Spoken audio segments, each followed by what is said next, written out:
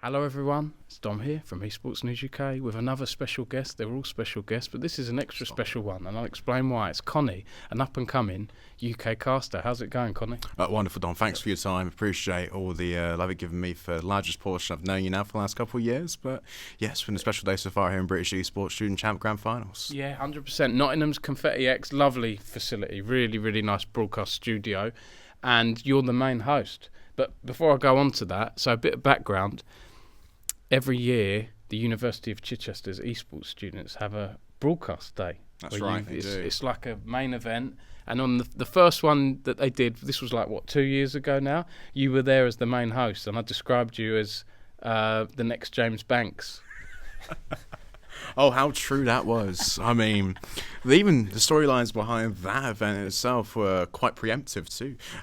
During the process of that, I was in my first year, I wasn't really sure about what avenue in esports was the right one for me. At the time, I was really into coaching. I was part of Team Singularity and their coaching staff in Call of Duty. We won a few events. We lost a few events, but the process was good, and I came to Chichester with that knowledge back in 2021. Then came the third year show, and it's basically a massive dissertation. The biggest thing you got to understand, though, with that show is that I wasn't originally part of the plan for it. It was sort of the year threes at the time were all bunched together, and Brandon Smith had lots of input in terms of talent, and so did Fred Schweffel, or Zola CS2, and so did Charlie, CMD, both Insomnia casters for Counter-Strike this year. And I got a message from Brandon saying they need a host. I think you'd be the right fit for it, given what I've seen from you this year. And they've been on camera before, but I'd like to put you in front of it and kind of test your wit about it. And I went, sure, why not? I mean, it's a straightforward decision. They asked you to do something like that, something new, something challenging. Go and do it. Yeah, that's excellent. And, you know, on the Chichester stuff, I remember last year, so you would have been, second year? Yeah, second year. So the day I went there was two broadcasts, one on one day, one on another day, and the one I went to, you weren't supposed to be a part of the broadcast. I was banned. I was blacklisted. Tell us, why were you banned? I have no idea to this day, and I chat with the person that banned me, and he has no idea to this day why I was banned. So it's quite a kerfuffle, to be honest with you, Tom. But I remember them saying to me, one of the things was we have to make sure Conny doesn't come in and start taking control and doing this and that and the other. But you were there, you were having fun, you were doing things. And my question for you is, Conny, are you untamable? Are you sort of uncontrollable in esports? Do you like to have your stamp on things? Just like this lion, the answer is yes. I'm the pride of the jungle, the king of the jungle when it comes to esports, especially in Chichester. You know, I own that place, Dom. I am their ruler. I'm joking. It all comes down to, at the end of the day, just a general feel for it. Because at that event, anyway, it was more of a contained assessment. I understand exactly why they wouldn't want me there. Maybe just to go and network themselves because I already have a foot in the door. But I was well behaved, to be honest with you. I think even you saw me there. I was sat there quietly eating me crisps and watching some Valorant. And on the line you just brought up there, Connie's got an amazing tie here as well. We've got this, obviously the British Esports logo. That tie, I hope you can see it. I'll maybe put up a picture. There's loads of little British Esports lion logos. That's right. Is that the old logo? It's the current logo. It is the current logo. So I custom made this myself, not from the tailor shop, but what I did is I went online to a site that would do custom ties. I took the logo, I put it in Photoshop, changed the colour palette to a nice dark brown, a nice light gold, and some yellow elements in there, and then just pinstriped it all over the tie. But the process of doing that as well was quite demanding because the logo wouldn't fit originally on there. Then I had to downsize it; it was too small. It's about a whole 6 hours of my day trying to get this tie done. Then I got it through the post, sent it to the heads of here, and they loved it. So it was a nice little touch for the show. It's amazing. And going back to the Chichester stuff as well, I am, of course, joking when I say untamable, but I think there's there's something to be said about putting yourself out there, making connections. It is half the battle. You know, when I was trying to get into journalism, my careers advisor at school said, it's who you know. It is what you know, but it's also who you know, making connections. You're not afraid to put yourself out there. You're very sociable. Would you say that's put you ahead maybe of other students?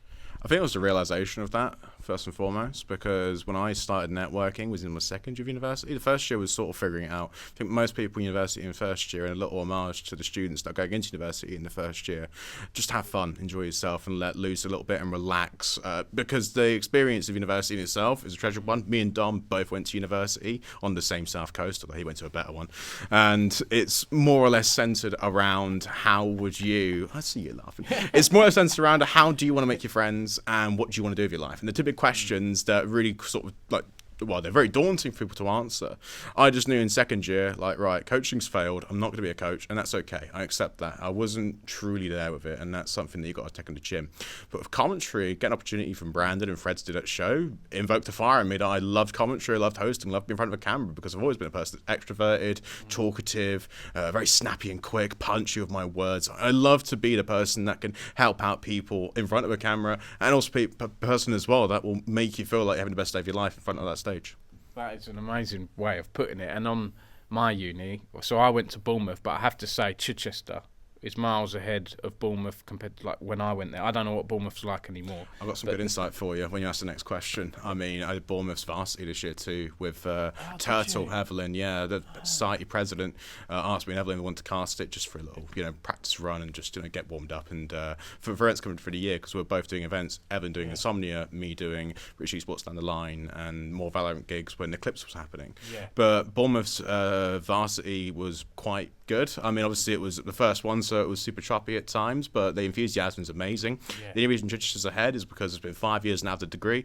Rams and Brandon and Lee as well. Got to shout out those three. They've all involved Brandon's in my not there development anymore. He's a TikTok star in FC now, isn't he? Yeah, he is. He's always been in FC. I remember the lessons in first year we had him, because we had him in first year, and then Brandon went on to do full-time commentary, but he always kept the door open for the 20 students in our class and the other ones he taught too. Yeah. But I mean, Brandon, we chat every now and then. Brandon in my first year was kind of the person just to lay down the foundations of what good commentary looks like. Yeah. Good hosting too, because although Brandon isn't actually a host, he's seen many hosts, like obviously Frankie's worked with this year on FC. Maybe he's sitting as well, OJ Borg from time to time. I mean, they're just two examples from a large pool of great hosts, but he's seen those guys work and he kind of understands, I think this is the fundamentals that you've got to get down, Connie. So is that Brandon Smith? It's Brandon Smith, the cast. I'll get mixed up with Brendan Lee, the sim racing man. But anyway, but Bournemouth, shout out to Bournemouth Barracudas. And also Chichester, you mentioned Rams Singh, a.k.a. R2K, is one of the UK's first early pro gamers with Dignitas. What was it like having him as your lecturer? So Rams is quite a good person to have around. I'd say this for the entire 3 years, one of the best coaches I've ever seen in my life. And he's quite raw in his assessments as a lecturer too, which I love, the honesty and transparency, because Rams is a pro gamer and the experience is invaluable to all the students he takes on board. So for me, it was just kind of getting to know another person, another experienced person that I could probably take some good life advice from. Rams has been that guy pretty much that will help you out if you need helping out. But he also is someone to talk to when you're going through a bit of a rough patch in the industry. He's always quite good at setting you straight on that narrow to get you into your next destination. Yeah, that's brilliant. And so tell us what you've been doing. I mean, you've just been on the rise, Connie. You've done stuff in Call of Duty, haven't you? You had your Valorant Challengers North Polaris debut the other week. How did that go? What were you doing on there? So I was asked to be an analyst on the desk. The invitation for that was by the wonderful Cara Chapman, Dashi, Observer, and one of the most important people for sure in terms of alongside the crew as well and directors, just picking out the right people for the right jobs. And I've been doing Eclipse before that, which of course was the promotion relegation tournament for Polaris. And at the time, we realised there was only going to be one broadcast day for a 96-team tournament. So me and my partner J-Real were quite adamant that, you know what, if it's permission, we'll co-stream the whole damn thing. We streamed 10 matches. All of them went to the final map. We were knackered. But it was wonderful. We also collaborated as well in that Eclipse with Veggie Hot Dog and Snow, who are also community casters. But what we did was we also had Jasmine Jam as well. Jam was producing and observing for us, and Mickey too got involved in the project. We came together and went, right, why don't we create like a little mock show? Create like some assets, put a little 3-box desk, 2-box casters, usual stuff. But let's just run a show how we'd like to run a show. We put Veggie in a hosting seat, me and Jay were casting, and we're just having a laugh of it because those guys, Veggie especially, knows lots of the teams in Eclipse. Me and Jay have come from different esports into Valorant truly this year to try and learn all the teams in Beacons, get used to the tier 3 system, and it was pretty impressive overall to have that experience. We just had a sign saying you needed back on stage in 5 minutes. I know. So I feel like we've covered this pretty well, Connie. I really want to ask you, what's next for you? What are your goals in esports? I was interviewing James Banks the other week at Blast Premier Spring Final, and I said to him, he said, it's so great to be, in front of, it's my first event in front of a big Wembley home crowd and all this. And I said to him, I feel like you're hitting your peak. You're really in your prime. And he said, I wouldn't say that, Dom, because I've still got more to give. I want to be the best interviewer. So I understand that. What are your sort of ambitions in esports, Connie? Because for me, a personal view, I feel like you can go quite far. I want to be in the arenas. I feel like I'm more than ready for the arenas now at this point. Although, again, it's a tall ask. Lots of great tournament organisers, providers out there. You have your ESLs, you have your Blush, you have your PGLs, right? Games. There's so many out there, even Activision as well, and Esports Engine. I know I bring a nice skill set. I'm good in all the roles that I do, and I work really hard. I'm an asset to a team in terms of prep, in terms of conversing ideas, in terms of execution.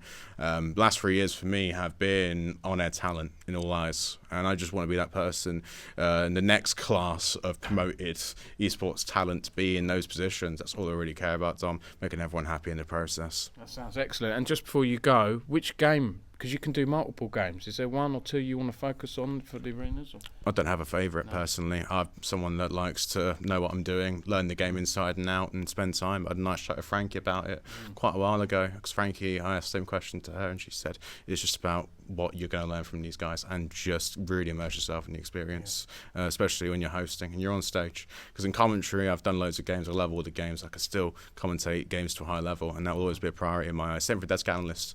But, hosting, any game you want me, I'll be there. Yeah, I think you lend yourself well to shooters. And that's my personal view. Anything else you'd like to add? Maybe a bit on your background, who Conny was growing up, or anything else you want to add before you could jump? Yeah, sure. So I grew up in Kent, to be honest with you. I was quite all right guy.